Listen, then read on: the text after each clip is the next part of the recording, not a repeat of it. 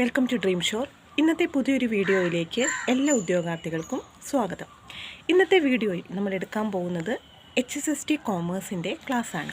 അപ്പോൾ എല്ലാവർക്കും അറിയാം, HSST കോമേഴ്സിൻ്റെ എക്സാം വിളിച്ചിട്ടുണ്ട്. എക്സാം അതായത് ഡേറ്റ് വന്നിട്ടുണ്ട്. നമുക്ക് ജൂൺ 30-നാണ് HSST കോമേഴ്സ് എക്സാം വരുന്നത്. അപ്പോൾ ഈ ഒരു എക്സാമിന് വേണ്ടി എല്ലാവരും വളരെ നന്നായിട്ട് പ്രിപ്പയർ ചെയ്തുകൊണ്ടിരിക്കുകയാണ്. കേട്ടിടത്തോളം ഒരുപാട് ആളുകൾ ഈ ഒരു എക്സാമിന് വേണ്ടി സ്വന്തം ജോബ് പോലും റിസൈൻ ചെയ്തിരുന്നു പഠിക്കുന്ന ഒരു ഇതാണ്. അത്രയും ഡെഡിക്കേറ്റഡ് ആയിട്ട് പഠിക്കുന്ന ആളുകൾ ഈ ഒരു എക്സാമിന് ഉണ്ട് എന്നുള്ളതാണ്. അപ്പോൾ എല്ലാവരും നമുക്ക് പെട്ടെന്ന് അങ്ങനെ വിട്ടുകളയാൻ പറ്റിയ ഒരു എക്സാം അല്ല ഇത്. കാരണം നിങ്ങൾക്കറിയാം, ഒരു ഹയർ സെക്കൻഡറി സ്കൂൾ അധ്യാപികയാവുക എന്നുള്ളത് എല്ലാവരുടെയും ഒരു സ്വപ്നമാണ് അല്ലേ. അതായത് BEdും സെറ്റും PGയും എല്ലാം കഴിഞ്ഞ ഉദ്യോഗാർത്ഥികളാണ് ഈ ഒരു എക്സാമിന് വേണ്ടിയിട്ട് പ്രിപ്പയർ ചെയ്യുന്നത്. അതുകൊണ്ട് തന്നെ ഇതിൻ്റെ കോമ്പറ്റീഷൻ എന്ന് പറയുന്നത് വളരെ കടുത്തതായിരിക്കും. കഴിഞ്ഞ തവണ HSST കോമേഴ്സ് എക്സാമിൻ്റെ ലിസ്റ്റിൽ ഉൾപ്പെട്ട ആളാണ് ഞാൻ. അപ്പോൾ ലിസ്റ്റിൽ ഉൾപ്പെട്ട് ഇൻ്റർവ്യൂ ഒക്കെ കഴിഞ്ഞ ആളാണ്. പക്ഷേ നിങ്ങൾക്കറിയാം, നിയമനം വളരെ കുറവാണ് ഈ ഒരു എക്സാമിന്. അതുകൊണ്ട് തന്നെ ലിസ്റ്റിൽ ഉൾപ്പെട്ടിട്ടും നിയമനം കിട്ടാതെ പോയിട്ടുള്ളൊരാളാണ്. അതുകൊണ്ട് തന്നെ ഈ ഒരു എക്സാമിൻ്റെ എത്രത്തോളം ഇതിന് വേണ്ടിയിട്ട് ഇമ്പോർട്ടൻസ് ഉണ്ട്. കഴിഞ്ഞ തവണ നഷ്ടപ്പെട്ട എക്സാമാണ്. അപ്പോൾ ഈ തവണ എന്തായാലും കിട്ടണം എന്നുള്ളൊരു താല്പര്യത്തോടു കൂടി തന്നെയാണ് ഇരിക്കുന്നത്.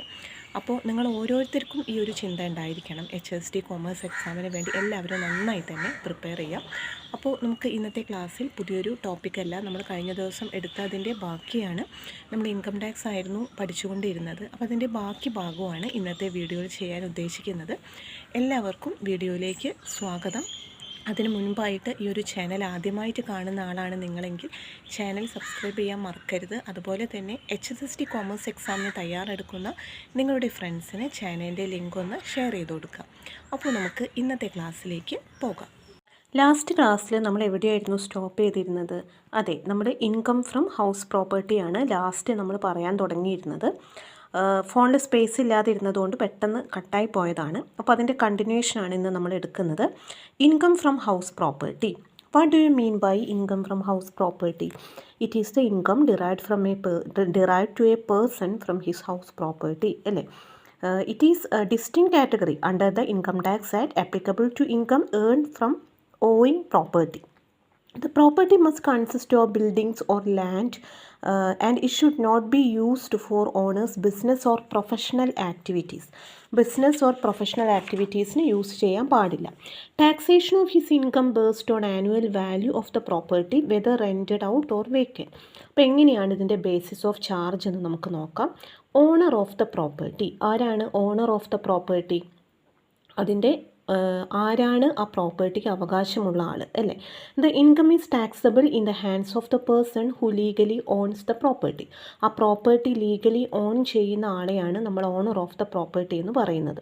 Then annual value of the property. The basis for taxation is the potential income the property could generate in a year. ഒരു ഇയറിൽ ആ പ്രോപ്പർട്ടിക്ക് ഉണ്ടാകുന്ന ഒരു വാല്യൂവിനെയാണ് നമ്മൾ annual value of the property എന്ന് പറയുന്നത്.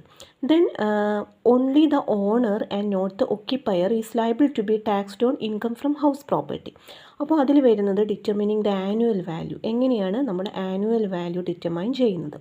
മുനിസിപ്പൽ വാല്യൂ, അതായത് value determined by the municipal authority. Then fair rent. Fair rent means market rent or rent similar properties in same area വരുന്നതാണ് fair rent. Standard rent ceiling as per the rent control act. അതാണ് standard rent എന്ന് പറയുന്നത്. So നമ്മൾ gross annual value എന്ന് പറഞ്ഞിട്ടുണ്ടെങ്കിൽ നമ്മൾ അതെങ്ങനെ consider ചെയ്യും? Municipal value or fair rent whichever is higher or standard rent whichever is less. Municipal വാല്യൂവിനെയും ഫെയർ റെൻറ്റിനെയും നമ്മൾ കമ്പയർ ചെയ്യും. അതിൽ ഏതാണോ ഹൈ എമൗണ്ട് വരുന്നത് അത് നമ്മൾ സെലക്ട് ചെയ്യും. അതിനെ വെച്ചിട്ട് നമ്മൾ സ്റ്റാൻഡേർഡ് റെൻറ്റ് കമ്പയർ ചെയ്തിട്ട് ആ രണ്ട് വാല്യൂവിലും ഏതാണ് ലെസ് ആയിട്ടുള്ളത് എന്നുള്ളത് നമ്മൾ എടുക്കുന്നതിനെയാണ് ഗ്രോസ് ആനുവൽ വാല്യൂ എന്ന് പറയുന്നത്. It is the higher of municipal value or fair rent restricted to standard rent if applicable. If the property is rented out the actual rent received is compared to the notional rent. Then higher amount is considered as gross annual value. Then നമുക്ക് എന്തൊക്കെ deductions ആണ് ഇതിൽ വരുന്നതെന്ന് നോക്കാം. Deduction under section 24 ആണ് first വരുന്നത്. Deduction under 24 allows for deduction to determine the net annual value or taxable income from house property. Then standard deduction 30% on the net annual value. Then interest on borrowed capital. Deduction for interest on home loan with limits. For self-occupied properties, the maximum deduction is 2 lakh annually. എങ്ങനെയാണ് self occupied property ആണെങ്കിൽ maximum deduction കൊടുക്കുന്നത് house പ്രോപ്പർട്ടിയിൽ 2 lakh ആണെന്ന് ഓർത്ത് വെക്കാം. Then types of house property ഏതൊക്കെ രീതിയിലാണ്? Self occupied property ഉണ്ടായിരിക്കും അല്ലേ? അപ്പോൾ സെൽഫ് ഒക്യുപ്പൈഡ് പ്രോപ്പർട്ടി എന്ന് പറയുമ്പം അവിടെ deduction of interest on loan എന്ന് പറയുന്നത് അലൗ ചെയ്യുന്നത് ₹2 lakh വരെയാണ്. അത് നമ്മളിപ്പോൾ പറഞ്ഞു. ദെൻ ലെറ്റ് ഔട്ട് പ്രോപ്പർട്ടിയാണ്. Property rented out to tenants, നമ്മൾ വാടക കൊടുക്കുക അല്ലേ? Where the income is calculated based on the annual value with applicable deduction. Deemed let out property, if the taxpayer owns multiple self-occupied property on ചെയ്യുന്ന ആളാണെങ്കിൽ അവരെന്ത് ചെയ്യും? Only one is treated as self occupied.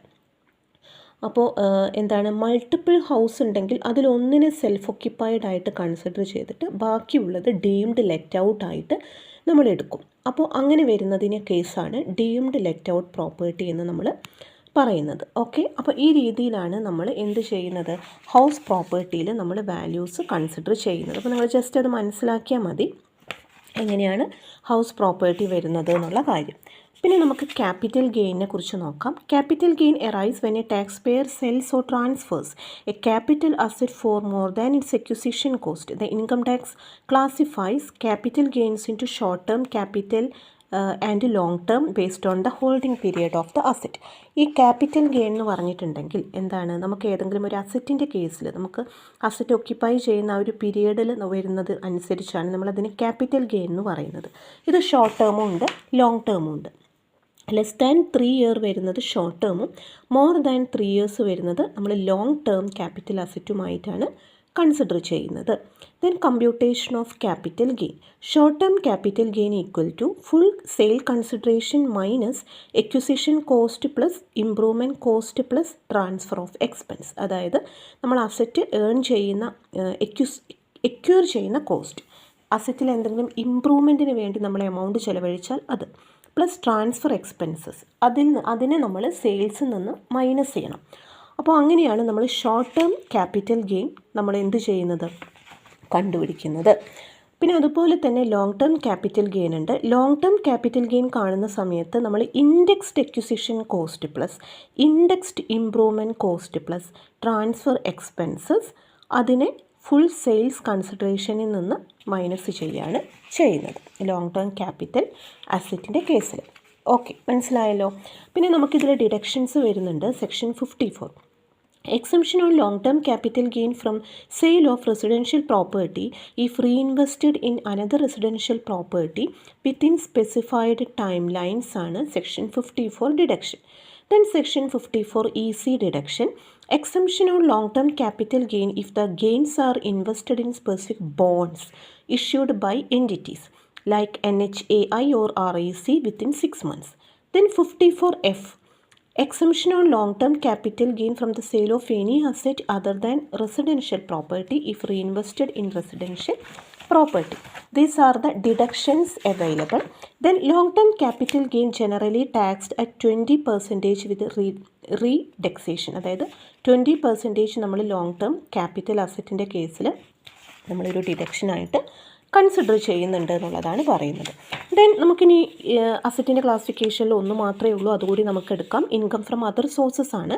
Income from other sources includes income that does not fall under the other heads of income from salary, income from house property, business or profession, capital gain. ഇതിലൊന്നും വരാത്തതാണ് income from other sources എന്ന് പറയുന്നത്.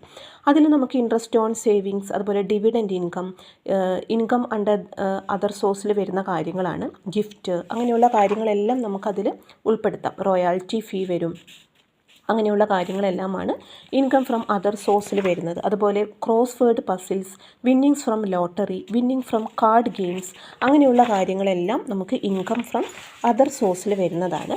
അപ്പോൾ ഇതെല്ലാം നമ്മൾ add ചെയ്ത് കഴിഞ്ഞാൽ നമുക്ക് ഗ്രോസ് ടോട്ടൽ ഇൻകം കിട്ടും. ഏതൊക്കെ? Income from salary, income from house property, income from business, income from capital gain and income from other sources എല്ലാം ആഡ് ചെയ്ത് കഴിഞ്ഞാൽ നമുക്ക് കിട്ടുന്നതാണ് ഗ്രോസ് ടോട്ടൽ ഇൻകം എന്ന് പറയുന്നത്. Then 80C to 80U deductions നമുക്ക് വരുന്നുണ്ട്. ഒരുപാട് ഡിഡക്ഷൻസ് വരുന്നുണ്ട്. ആ ഒരു ഡിഡക്ഷൻസ് എല്ലാം കംപ്ലീറ്റ് ചെയ്തതിന് ശേഷം നമുക്ക് ലാസ്റ്റ് വരുന്ന എമൗണ്ടിനെയാണ് നമ്മൾ എന്ത് പറയുന്നത്, ടോട്ടൽ ഇൻകം എന്ന് പറയുന്നത്. അപ്പോൾ ഇത്രയും കാര്യങ്ങളാണ് മെയിനായിട്ട് ഇതിൽ പറയാനുള്ളത്. ഇനി ATC2 ATU നമ്മൾ പറഞ്ഞു. അപ്പോൾ അത് ഏതൊക്കെ ഡിഡക്ഷൻസ് ആണെന്നുള്ളത് നമുക്ക് അടുത്ത ക്ലാസ്സിൽ നമുക്ക് എക്സ്പ്ലെയിൻ ചെയ്യാം. അപ്പോൾ ഇന്നത്തെ ക്ലാസ് നിങ്ങൾക്ക് മനസ്സിലായെന്ന് വിചാരിക്കുന്നു. ക്ലാസ് ഇഷ്ടപ്പെട്ടെങ്കിൽ ലൈക്ക് ചെയ്യുക, അതുപോലെ തന്നെ ഷെയർ ചെയ്യുക. ഈ ഒരു HSST കോമേഴ്സ് എക്സാമിന് വേണ്ടി പ്രിപ്പയർ ചെയ്യുന്ന നിങ്ങളുടെ ഫ്രണ്ട്സിന് ഈ ചാനലിൻ്റെ ലിങ്ക് ഒന്ന് ഷെയർ ചെയ്ത് കൊടുക്കുക. അപ്പോൾ നമുക്ക് പുതിയൊരു വീഡിയോയിൽ കാണാം. താങ്ക്